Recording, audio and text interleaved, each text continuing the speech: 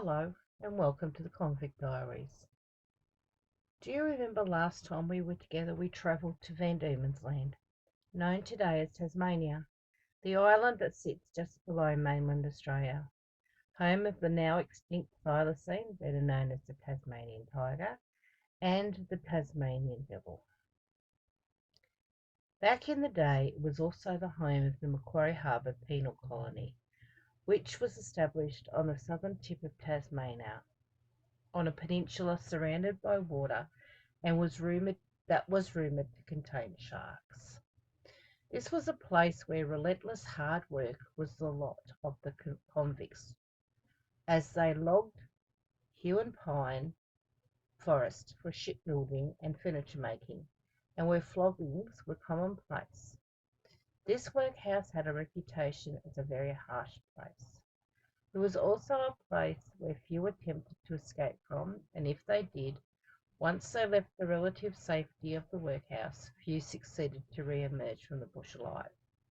So often those that attempted escape were doomed to drown or starve to death. However, some resorted to cannibalism to survive in the surrounding bushlands. Perhaps this nightmarish place was a precursor to the Americans' Alcatraz. The story of convict life in Tasmania is not really a very pretty one. As we heard in the last episode, Tasmania was like the end of the world to early British settlers and convicts, which probably made it the best place to put the government's largest and most notorious penal colonies.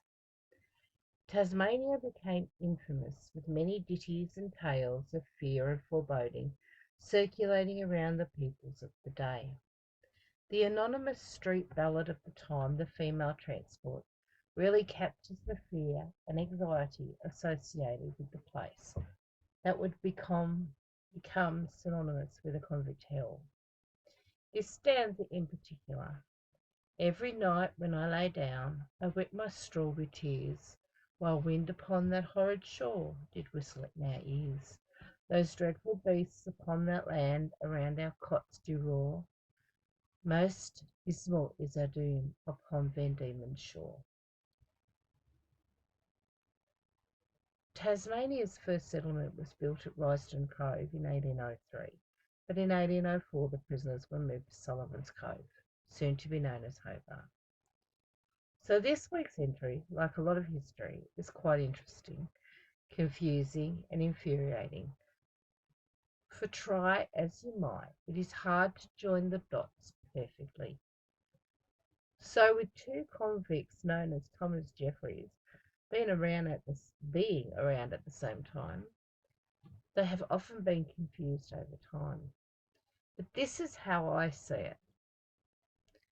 By trade a painter, Thomas Jefferies was born in the city of Bristol in 1791 to parents that he called respectable and religious. It is very possible that Jefferies had previously been charged with a sexual assault, but had luckily been given a second chance and spared the death penalty. But he was an irredeemable brute and an incorrigible villain, and he found himself arrested and tried for burglary in 1819. He was found guilty on the 29th of July at Nottinghamshire, and was sentenced to transportation for life. He sailed aboard the Prince Regent and arrived in Sydney Harbour in January 1820. He arrived in Sydney in January 1820. He was described as being 5 foot 8.5 inches tall, with dark, sallow complexion, black to grey hair, and hazel eyes. He would have been assigned to a work party, but apparently he could not keep out of trouble, as in 1822 Jefferies was forwarded on to Van Diemen's Land, Tasmania, on the Howies, arriving in January. On the 21st of June 1824, Jefferies was sentenced to 12 months in Macquarie Harbour, but luckily for him, he was sent to work in a work party at the Public Works in Georgetown.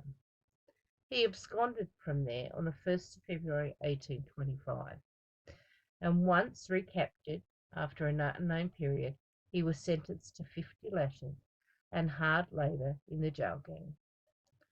In April 25, he was appointed flagellator at Launceston Jail. On the 3rd of August 1825, he was fined 10 shillings for being drunk and disorderly.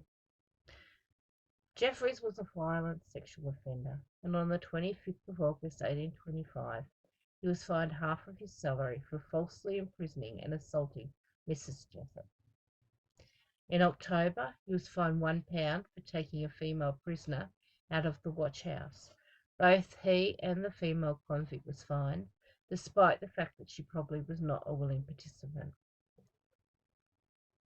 On the 31st of December 1825, Jefferies and 3 convicts, Perry, Russell and Hopkins, stole guards' uniforms and escaped from the Launceston watch house on horseback.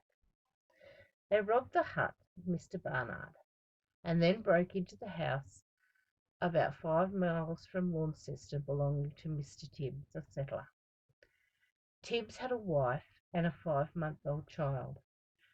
A neighbour's man or servant by the name of Basham was also at the house. The men resisted. When the gang tried to tie them up, a fight ensued, and Basham was shot and killed. Tibbs was wounded but escaped the scene. When he returned with help, his wife and baby had been taken by the Bushrangers. On the trail, the poor baby continually cried. It was hungry and probably scared. Mrs. Tibbs was unable to feed it or tend to it and was slowing the party down. So Jefferies grabbed the baby and did what to me is unimaginable. He bashed its head against a tree, killing it.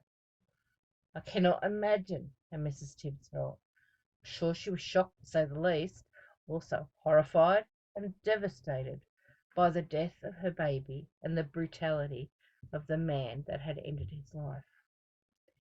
Mrs. Tibbs went into a fit of rage, and the rest of the gang insisted that he release her. According to the newspaper at the time, they could not relate the rest of the story as the agitation was dreadful and the event was dreadful, and it is beyond expression. We hope and trust the I can't even say that monster may be quickly brought to punishment. Mrs. Tibbs returned home on Sunday afternoon. The newspapers were vague about what had happened to her and her state of mind. However, there is a report that she was raped several times by Jefferies. The remains of the child were discovered a week later. It had been partially eaten by animals. According to Mrs. Tibbs, Jefferies was calling himself captain and was dressed in a long black coat, a red waistcoat, and a kangaroo skin cap.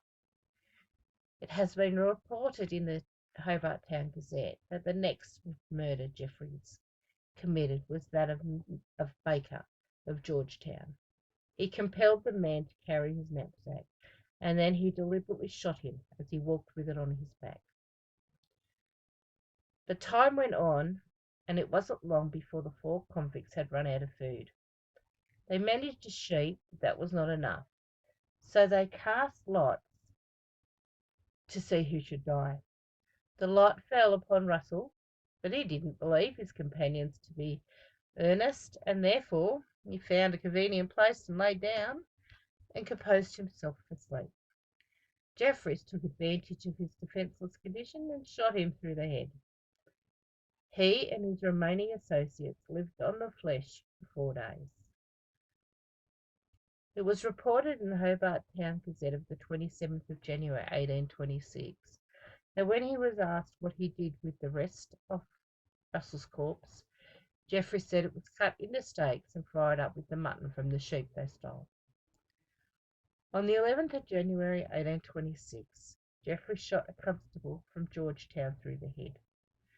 For a brief period, Jefferies joined up with Matthew Brady's gang, But Brady, who was a polite and consistently chivalrous man to women, could not accept his bestiality and sexual crimes, and kicked him out of the gang, calling him a dehumanized monster. So Jefferies found himself once more alone, being tracked and hunted by bounty hunters.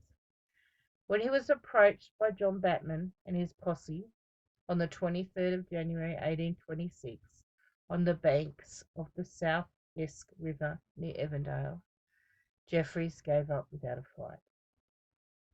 The whole population of Launceston gathered when he was brought to the town to see the lynching of the monster, but Batman would not allow the mob to have their way. To quote the Hobart Town Gazette again, the monster arrived in Launceston a few minutes before 9 o'clock on Sunday evening. The town was almost emptied of its inhabitants to meet the inhuman wretch. Several attempts were made by the people to take him out of the car that they might wreak their vengeance upon him, and it became necessary to send into town for a stronger guard to prevent his immediate dispatch. Witnesses noticed that Jefferies was a more awful spectacle than you can conceive. But now safely in jail, he pleaded that his life be spared in return for all of the information he knew on the locations, movements, and habits of other bushrangers. This kept him alive and safe in Launceston until fellow bushrangers were caught, including Brady. When Matthew Brady heard that he was in prison and prepared to sell them out, he flew into a rage and was all fired up to head to Launceston lockup, free all the prisoners, and flog Jefferies to death. But the rest of his gang calmed him down and talked him out of a frontal assault. Assisted by the information he had received from Jefferies, Batman closed in on Brady weeks later. On the 27th of March 1826, the Colonial brig Prince Leopold arrived at Hobart from Launceston. The boat's cargo included the bushrangers, Brady, Goodwin, Bryant, Jefferies, and Perry, destined for the scaffold. The end of Jefferies occurred on the 4th of May 1826 at the old Hobart Jail, alongside Brady on the infamous six-man scaffold. Brady was annoyed and protested about being executed in such poor company as Jefferies. Quoting the newspaper again, on Thursday morning the awful execution took place of 5 of these unfortunate men, namely Brady, Bryant, Jefferies, Perry, and Thompson. The death record registered in Hobart on the 4th of May 1826 reads, executed for bushranging and several murders. He killed a child of 6 months old in the presence of its mother by dashing its brains out against a rock. Jefferies then requested that Mr. Bedford to state to the spectators that he died justly, and the strong drink had been a primary cause of his crimes. At the conclusion of the final prayer, which closed with the word death. But then there's the other Jefferies. Thomas Jefferies was born in Dorset, England in 1823. He was married with a child, his wife and child living at Melbourne near Dorchester. Jefferies, an unfortunate who probably stole to feed his family, was transported for 7 years for poaching. It was his second offence, having previously been jailed for 3 months for the same crime. He sailed on the Albion, arriving in Van Diemen's Land on the 21st of October 1823. While I found many articles alluding to the fact that the Thomas Jefferies that arrived on the Albion is the person responsible for the debauchery that has been reported here, it is more than likely that the Prince Regent Jefferies is actually the barbarian, and I will explain why. On the 18th of October 1827, a ticket of leave was granted for Thomas Jefferies, who arrived on the Albion, according to the paper The Tasmanian from Hobart Town. There are also records of this man being drunk and disorderly on the 18th of October 1825, and he was reprimanded for this offence. He also was charged with disorderly conduct on the 30th of October 1826 and reprimanded. On the 5th of March 1828 he was found to be absent from his master and divine service on Sunday, and was reprimanded again. On the 21st of July 1828 he was deprived of his ticket of leave for harbouring Mary Burke, another convict. On the 6th of September 1828, as an overseer, he was neglectful of his duty on suffering J. Sweeney to abscond from his gang, reprimanded again. This just shows you that the Thomas Jefferies that sailed on the Albion was still alive after the execution, and therefore was surely not the cannibal. This Jefferies was buried in the parish of St. John, Launceston, Cornwall County. The details read: Thomas Jefferies, abode near Launceston, buried 30th of January 1830, ship the Albion, aged 32, occupation labourer. The legacy of the Bushranger. The Bushranger Thomas Jefferies has gained notoriety as Australia's first cannibal. He ranks alongside Alexander Pearce and Mad Dog Morgan as one of the most infamous criminals in Australian colonial history. So thank you for joining me on my journey. Join me again next time when we make another journey into Australia's past and another entry in the Convict Diaries. Thank you.